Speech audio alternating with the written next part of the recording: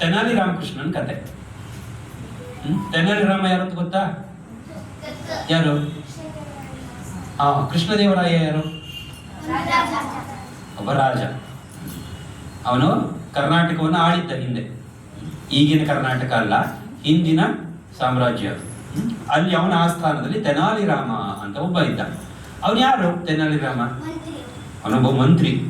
ಬರೀ ಮಂತ್ರಿನ ಅವನು, ಬಹಳ ಬುದ್ಧಿವಂತ ಮಂತ್ರಿ. ವಿಕಟ ಕವಿ ಅಂತಾನೆ ಪ್ರಸಿದ್ಧ ಅವನು. ವಿಕಟ ಕವಿ. ಏನ್ ವಿಕಟ ಕವಿ ಅಂತ ಹೇಳಿದ್ರೆ ಮಾತಿನಲ್ಲಿ ನಿಪುಣ, ಬುದ್ಧಿವಂತ. ಅವನು ಆ ಕ್ಷಣಕ್ಕೆ ಏನ್ ಬೇಕಾದ್ರೂ ಹುಟ್ಟಿಸಿ ಹೇಳಿಬಿಡ್ತಾನೆ. ಎಷ್ಟು ಕಷ್ಟದ ಪ್ರಾಬ್ಲಮ್ ಇದ್ರೂ ಅದನ್ನ ಸಾಲ್ವ್ ಮಾಡ್ತಾನೆ. ಈ ತರದೊಬ್ಬ ಎಕ್ಸ್ಪರ್ಟ್ ಅವನು. ಅವನ ಆಸ್ಥಾನದಲ್ಲಿ ನಡೆದಂತ ಒಂದು ಘಟನೆ. ಒಬ್ಬ ದೊಡ್ಡ ವಿದ್ವಾಂಸ ಅಂತ ಹೇಳಿದ್ರೆ ಪಂಡಿತ. ಅವನಿಗೆ ಎಲ್ಲ ವಿಷಯ ಗೊತ್ತು, ಅವನಿಗೆ ಗೊತ್ತಿಲ್ಲ ಅನ್ನುವ ವಿಷಯವೇ ಇಲ್ಲ. ಅಂತವನು ಒಬ್ಬ ಬಂದ್ಕೊಂಡು ಕೃಷ್ಣದೇವನ ಆಸ್ಥಾನದಲ್ಲಿ, ನಾನು ಒಂದು ನಿಮ್ಗೆ ಸವಾಲ್ ಹಾಕ್ತಾ ಇದ್ದೀನಿ, ಈ ಸವಾಲನ್ನು ನೀವು ಸಾಲ್ವ್ ಮಾಡಿದ್ರೆ ನಾನು ನನಗೆ ಸಿಕ್ಕಿರುವ ಎಲ್ಲ ಬಿರುದು, ಪ್ರಭಾವಳಿ, ಏನೇನು ಚಿನ್ನ, ಪದಕ, ಮತ್ತೊಂದು ಮಗದೊಂದಿದೆ, ಅದನ್ನ ನಿಮ್ಮ ರಾಜ್ಯಕ್ಕೆ ಕೊಟ್ಟು ಬಿಡ್ತೀನಿ. ನಿಮ್ಮ ರಾಜ್ಯಕ್ಕೆ ಕೊಟ್ಟು ನಿಮ್ಮ ರಾಜ ಶ್ರೇಷ್ಠ ರಾಜ ಅಂತ ನಾನು ತಲೆಬಾಗಿಸ್ತೀನಿ. ಆದ್ರೆ ಅಕಸ್ಮಾತ್ ನನ್ನ ಚಾಲೆಂಜಿಗೆ ನೀವು ಸೋತ್ರೆ, ನೀವು ಯಾವುದಕ್ಕೂ ಪ್ರಯೋಜನ ಇಲ್ಲ, ನಿಮ್ಗೆ ಏನು ಗೊತ್ತಿಲ್ಲ ಅಂತ ನೀವು ಒಪ್ಕೋಬೇಕು. ನೀವು ನನ್ನ ಕಾಲಿಗೆ ನಮಸ್ಕಾರ ಮಾಡಬೇಕು ಕೃಷ್ಣದೇವರಾಯ ಅಂತ ಹೇಳ್ಕೊಂಡು ಚಾಲೆಂಜ್ ಹಾಕ್ತಾರೆ. ಯಾರು? ಒಬ್ಬ ವಿದ್ವಾಂಸ. ಎಲ್ಲಿಂದ ಬಂದಿದ್ದವನು ಗೊತ್ತಿಲ್ಲ, ಎಲ್ಲಿಂದನೋ ಬಂದ. ಹೌದಾ? ಬೆಂಗಳೂರಿಂದ ಬಂದವನು. ಬೆಂಗಳೂರು ಆಸ್ಥಾನದಿಂದ ಕೃಷ್ಣದೇವರಾಯನ ಆಸ್ಥಾನಕ್ಕೆ ಬಂದ. ಕೃಷ್ಣದೇವರಾಯನಿಗೆ ಈಗ ಕಸಿವಿಸಿ ಶುರುವಾಯಿತು. ನಾನು ಅಕಸ್ಮಾತ್ ಈ ಚಾಲೆಂಜ್ ಒಪ್ಕೊಂಡ್ರೆ, ನನ್ನ ಆಸ್ಥಾನದಲ್ಲಿ ಇದ್ದಾರೆ ಜನಗಳು, ಅವರೇನೋ ಸಾಲ್ವ್ ಮಾಡ್ತಾರೆ, ಅಕಸ್ಮಾತ್ ಸೋತ್ಬಿಟ್ರೆ ಏನ್ ಮಾಡೋದು? ಮಾನ ಮರ್ಯಾದೆ ಪೂರ್ತಿ ಹೋಗ್ಬಿಡುತ್ತಾ? ಜನರಿಗೆ ಮುಖ ತೋರ್ಸಕ್ಕಾಗಲ್ಲ, ಅಕ್ಕಪಕ್ಕದ ರಾಜ್ಯದಿಗೆ ಮುಖ ತೋರ್ಸಕ್ಕಾಗಲ್ಲ, ಏನ್ ಮಾಡ್ಲಿ ಅಂತ ತೆನಾಲಿ ರಾಮನ್ ಕರೀತಾರೆ. ತೆನಾಲಿ ರಾಮ ಅಷ್ಟೊತ್ತಿಗೆ ಎಲ್ಲಿದ್ದಾನೆ? ಅವನ ಆಸ್ಥಾನದಲ್ಲಿ ಇಲ್ಲ, ಅವನು ಮನಳಿದ್ದಾನೆ. ಅವನು ಬಂದಿಲ್ಲ ಆಸ್ಥಾನಕ್ಕೆ. ಅವನು ವಿಕಟ ಕವಿ ಏನೋ ಹೌದು, ಬುದ್ಧಿವಂತ ಮಂತ್ರಿ ಏನೋ ಹೌದು, ಆದ್ರೆ ಅಶಿಸ್ತಂದ್ರೆ ಡಿಸಿಪ್ಲಿನೇ ಇಲ್ಲ. ಅವನಿಗೆ ಸರಿಯಾದ ಸಮಯಕ್ಕೆ ಬರಲ್ಲ, ಸೋಮಾರಿ. ಇವತ್ತು ಬಾ ಅಂತ ಹೇಳಿದ್ರೆ 3 ದಿನ ಬಿಟ್ಟು ಬರ್ತಾನ ಅವನು ಅಂತವನು. ಆಯ್ತು, ಅವನಿದಾನಲ್ಲ, ಹೆಂಗಾದ್ರೂ ಸಾಲ್ವ್ ಮಾಡ್ತಾನೆ ಅಂತ ಹೇಳ್ಕೊಂಡು ಕೃಷ್ಣದೇವರಾಯ ಅವನ ಬಗ್ಗೆ ಒಂದು ನಂಬಿಕೆ ಇಟ್ಕೊಂಡು, ಆಯ್ತಪ್ಪ, ಏನು ನಿನ್ನ ಚಾಲೆಂಜ್ ಏನು? ನಾನು ಒಪ್ಕೊಂಡ್ಬಿಡ್ತೀನಿ, ಹೇಳು ನಿನ್ನ ಚಾಲೆಂಜು ಅಂತ. ಅವನು ಹೇಳಿ ಕೇಳಿ ವಿದ್ವಾಂಸ, 64 ವಿದ್ಯೆಗಳನ್ನ ಬಲ್ಲವನು. ಅವನು ಇಡೀ ದೇಶದಲ್ಲೆಲ್ಲ ಸುತ್ತಾಡಿ ಬಂದವನು. ಚಾಲೆಂಜ್ ಏನಪ್ಪಾ ಅಂದ್ರೆ, ನನ್ನ ಮದರ್ ಟಂಗ್ ಯಾವುದು ಅಂತ ನೀವು ಕಂಡು ಹಿಡಿಬೇಕು ಅಂತ. ನನ್ನ ಮಾತೃಭಾಷೆ, ನನ್ನ ಮದರ್ ಟಂಗ್ ಯಾವುದು ಅದನ್ನ ನೀವು ಕಂಡು ಹಿಡಿಬೇಕು. ಹೌದಾ? ಇಷ್ಟೇನಾ? ಇದೇನಾ ಚಾಲೆಂಜು ಅಂತ ಅವನ ಆಸ್ಥಾನದಲ್ಲೆಲ್ಲ ಬೇರೆ ಬೇರೆ ಭಾಷಾ ಶಾಸ್ತ್ರಜ್ಞರೆಲ್ಲ ಇದ್ರಲ್ಲ. ಹಿಂದಿಯಲ್ಲಿ ತಿಳ್ಕೊಂಡವರು, ಸಂಸ್ಕೃತ ತಿಳ್ಕೊಂಡವರು, ಕನ್ನಡ ತಿಳ್ಕೊಂಡವರು, ತಮಿಳ್ ತಿಳ್ಕೊಂಡವರು, ತೆಲುಗು ತಿಳ್ಕೊಂಡವರು, ಮಲಯಾಳಂ, ಫ್ರೆಂಚು, ಜರ್ಮನ್ನು, ಇಂಗ್ಲಿಷು, ಯಾವ್ಯಾವ ಭಾಷೆ ಇದೆ ಆ ಎಲ್ಲ ಭಾಷೆಯ ಶಾಸ್ತ್ರಜ್ಞರು ಬಂದು ಇವನ್ ಜೊತೆ ಆಯಾ ಭಾಷೆಯಲ್ಲಿ ಮಾತಾಡೋದು. ಅವ್ರು ಬರ್ಕೊಂಡು ವಾಟ್ ಇಸ್ ಯುವರ್ ನೇಮ್ ಅಂತ ಕೇಳ್ತಾನೆ ಒಬ್ಬ ಇಂಗ್ಲಿಷಲ್ಲಿ. ಇವನೇನ್ ಹೇಳ್ದ? My name is so and so. ಓ, ಇನ್ನು ಇಂಗ್ಲಿಷ್ ಬರುತ್ತೆ. ಅದಕ್ಕೆ ಅವ್ನು ಹೇಳ್ದ, ಇವೊಂದು ಮದರ್ ಟಂಗ್ ಇಂಗ್ಲಿಷು ಅಂತ. ವಿದ್ವಾಂಸ ಇಲ್ಲ, ನಂದು ಇಂಗ್ಲಿಷ್ ಅಲ್ಲ ಅಂದ. ಓ, ಇದು ಇಂಗ್ಲಿಷ್ ಅಲ್ಲ. ಇನ್ನೊಬ್ಬ ಬಂದ, ತವ ನಾಮ ಕಿಂ ಅಂತ ಕೇಳ್ದ, ಸಂಸ್ಕೃತದಲ್ಲಿ ಕೇಳ್ದ. ಅವನ ಮಮ ನಾಮ ಏನೋ XYZ ಅಂತ ಹೇಳ್ದ. ಓ, ಹಾಗಾದ್ರೆ ಇವನ್ ಮಾತೃಭಾಷೆ ಸಂಸ್ಕೃತ ಅಂತ ಅವ್ನು ಹೇಳ್ದ. ಅಲ್ಲ, ನನ್ನ ಮಾತೃಭಾಷೆ ಸಂಸ್ಕೃತ ಅಲ್ಲ. ಇನ್ನೊಬ್ಬ ಬಂದ, ನಿನ್ ಹೆಸರೇನು? ನನ್ನ ಹೆಸರು ಕಡಲೆಬೇಳೆ ಅಂತ ಇವನು ಹೇಳ. ಇವನು ಹಾಗಾದ್ರೆ ಕನ್ನಡದವನು. ಇಲ್ಲ, ನನ್ನ ಕನ್ನಡ. ಹಿಂಗೆ ಏನು ಮಾಡಿದ್ರು ಅವನ ಭಾಷೆ ಯಾವುದು ಅಂತ ಕಂಡು ಹಿಡಿಯಕ್ಕೆ ಆಗ್ಲೇ ಇಲ್ಲ. 1 ದಿನ ಆಯ್ತು, 2 ದಿನ ಆಯ್ತು, 3 ದಿನ ಆಯ್ತು. ಕೃಷ್ಣದೇವರಾಯನಿಗೆ ಟೆನ್ಷನ್ ಶುರು ಆಯ್ತು. ಓ, ಈಗ ನಾನು ಏನ್ ಮಾಡೋದು? ಈಗ ಇವನ್ ಕೈ ಕಾಲಿಗೆ ಹಿಡಿದು ನನ್ನ ರಾಜ್ಯದಲ್ಲಿ ಯಾರು ಬುದ್ಧಿವಂತರ ಇಲ್ಲ, ನನ್ಗೆ ಶಕ್ತಿನೇ ಇಲ್ಲ ಅಂತ ನಾನು ಒಪ್ಕೋಬೇಕಾಯ್ತಲ್ಲ ಅಂತ ಹೇಳ್ಕೊಂಡು ಕೃಷ್ಣದೇವರಾಯನಿಗೆ ಟೆನ್ಷನ್ ಆಯ್ತು. ಎಲ್ಲಿದಾನೋ ತೆನಾಲಿ ರಾಮ, ಹೋಗಿ ಹೊಡೆದಾರು ಕರ್ಕ ಬನ್ನಿ ಅವ್ರನ್ನ ಅಂತ ಮನೆಗೆ ಸೈನಿಕರನ್ನ ಕಳಿಸ್ತಾರೆ. ಸೈನಿಕರು ಹೋಗಿ ಆ ತೆನಾಲಿ ರಾಮನ್ನ, ಅವನು ಮಲ್ಕೊಂಡಿದ್ದಾನೆ, ಹಾಸಿಗೆಯಿಂದ ಎತ್ಕೊ ಬಂದು ಆ ಸ್ಥಾನದಲ್ಲಿ ನಿಲ್ಲಿಸಿದ್ರು. ಏನು ವಿಷಯ ಅಂತ ಕೇಳ್ತಾನೆ ತೆನಾಲಿರಾಮ. ಆಗ ಏನ್ ಹೇಳ್ತಾನೆ ರಾಜ?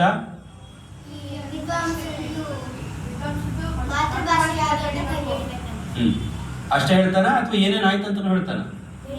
ಇವನು ಬಂದು ಕೇಳ್ದ, ಅವನು ಅದಕ್ಕೆ ಅದೇ ಭಾಷೆಯಲ್ಲಿ ರಿಪ್ಲೈ ಮಾಡ್ದ, ಇಂಗ್ಲಿಷಲ್ಲಿ ಮಾತಾಡ್ದ, ಇವನು ಇಂಗ್ಲಿಷಲ್ಲಿ ಮಾತಾಡ್ದ, ನಮ್ಮ ಹಿಂದಿ ಕವಿ ಹಿಂದಿಲಿ ಕೇಳ್ದ, ಇವನು ಹಿಂದಿಲಿ ಮಾತಾಡ್ದ. ಹಿಂಗೆ ಎಲ್ಲರ ಹತ್ರನು ಅವ್ರವ್ರ ಭಾಷೆಯಲ್ಲಿ ಮಾತಾಡ್ಬಿಟ್ಟು ನನ್ಗೇನು ಭಾಷೆ ಗೊತ್ತಾಗ್ಲಿಲ್ಲ. ಅಷ್ಟೇನಾ? ಇಷ್ಟೇನ ವಿಷಯ? ಇಷ್ಟಕ್ಕೆ ನನಗೆ ಮನೆಯಿಂದ ಕರ್ಕೊ ಬಂದ್ರು ನೀವು ಅಂತ ತೆನಾಲಿರಾಮ ರಾಜನಿಗೆ ಬಾಯಿ ಬಂದಂಗೆ ಬೈದು, ಆಯ್ತು ನನಗೆ ಒಂದು ರಾತ್ರಿ ಟೈಮ್ ಕೊಡಿ, ನಾನು ಕಂಡು ಹಿಡಿದು ಬಿಡ್ತೀನಿ.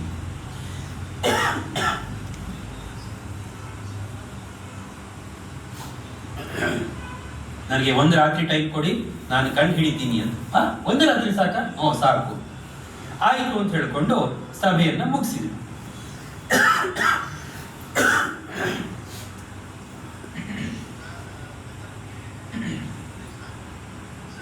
ಆ ಸಭೆಯನ್ನ ಮುಗಿಸಿ ರಾತ್ರಿ ಅವನಿಗೆ ಚೆನ್ನಾಗಿ ಊಟ ಮಾಡಿಸಿ ವಿದ್ವಾಂಸನಿಗೆ ಮಲಗೋಗ್ಬಿಟ್ಟಿದ್ರು.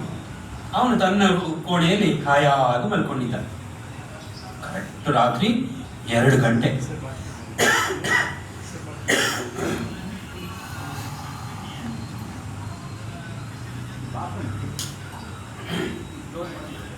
ತೆನಾಲಿರಾಮಕೃಷ್ಣ ಆ 2 ಗಂಟೆಗೆ ಎದ್ದು ನಿಧಾನವಾಗಿ ಅವನ ಕೋಣೆಗೆ ಹೋದ. ಯಾರ ಕೋಣೆಗೆ? ವಿದ್ವಾಂಸನ ಕೋಣೆಗೆ. ಇವ್ ನಿದ್ದೆ ಮಾಡಿದ್ನ ಇನ್ನೂ ಎಚ್ಚರವಾಗಿದ್ದಾನ ಅಂತ ಹತ್ರ ಹೋಗಿ ಕಿವಿಗೆ ಹಿಂಗ್ ಕಚ್ಪುಡಿ ಮಾಡಿ ನೋಡ್ದ. ಅವನಿಗೆ ಗೊತ್ತೇ ಆಗ್ತಿಲ್ಲ. ಕೈ ಹತ್ರ ಕಚ್ಪುಡಿ ಮಾಡ್ದ, ಮತ್ತು ಗೊತ್ತಾಗ್ತಿಲ್ಲ. ಕಾಲ ಹತ್ರ ಕಚ್ಪುಡಿ ಮಾಡ್ದ, ಗೊತ್ತಾಗ್ಲಿಲ್ಲ. ಅವನು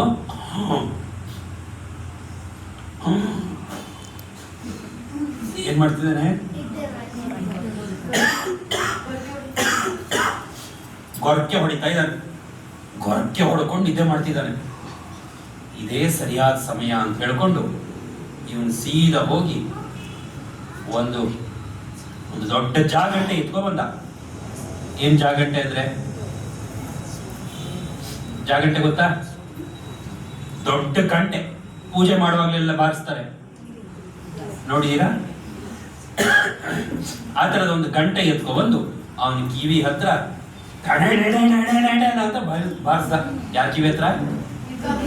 ವಿದ್ವಾಂಸ. ಅವನಿಗೆ ಇದ್ದಕ್ಕಿದ್ದ ಏರಿಯಾವು ಅಂತ ಬೈದ ಅವನು. ಏನ್ ಬೈದ? ಏರಿಯಾವು ಅಂತ. ಆಗ ಇವನಿಗೆ ಗೊತ್ತಾಯ್ತು. ಯಾರಿಗೆ? ತೆನಾಲಿರಾಮಗೆ. ಓಹೋ, ಇವನು ತುಳು ಮಾತಾಡೋನು. ತುಳುವಲ್ಲಿ ಏರಿಯಾವು ಅಂದ್ರೆ ಯಾರದು ಅಂತ.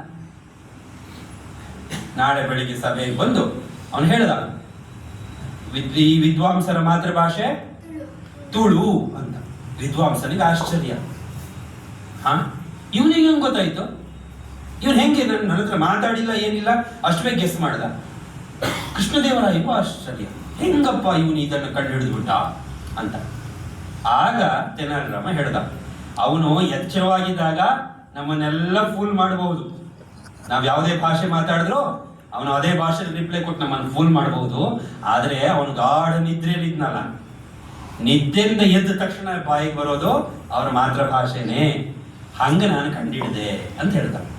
ಆಗ ಆ ವಿದ್ವಾಂಸನಿಗೆ, ಹೌದು, ಕರೆಕ್ಟು, ನಾನೊಬ್ಬನೇ ಪಂಡಿತ ಅಲ್ಲ, ನನ್ನನ್ನು ಮೀರಿಸುವ ಪಂಡಿತರು ಇದ್ದಾರೆ ಅಂತ ಹೇಳ್ಕೊಂಡು ತೆನಾಲಿರಾಮನ ಕಾಲಿಗೆ ನಮಸ್ಕಾರ ಮಾಡಿ ಅವನ ಕೈ ಶೇಕೆಂಡ್ ಕೊಟ್ಟು, ತಪ್ಪಾಯ್ತು, ನಾನು ಇನ್ನೆಲ್ಲೂ ಕೂಡ ಹೋಗಿ ಅಹಂಕಾರ ತೋರ್ಸಲ್ಲ, ಬರ್ತೀನಿ, ಬಾಯ್ ಬಾಯ್ ಅಂತ ಹೇಳಿ ಅಲ್ಲಿಂದ ಹೊರಟು ಹೋದ.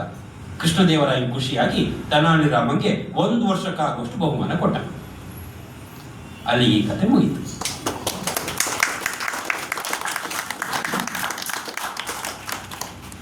ಏನ್ ಗೊತ್ತಾಯ್ತು ಈ ಕಥೆಯಲ್ಲಿ?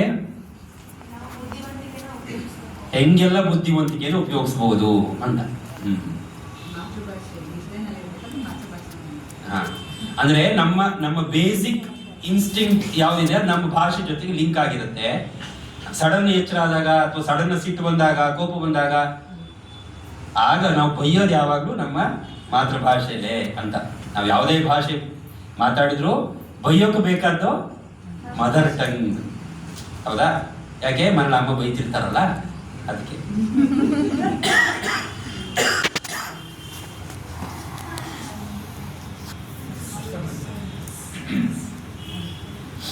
ಇನ್ನೊಂದು ಕತೆ ಹೇಳ. ಎಷ್ಟು ಕತೆ ಹೇಳಲಿ?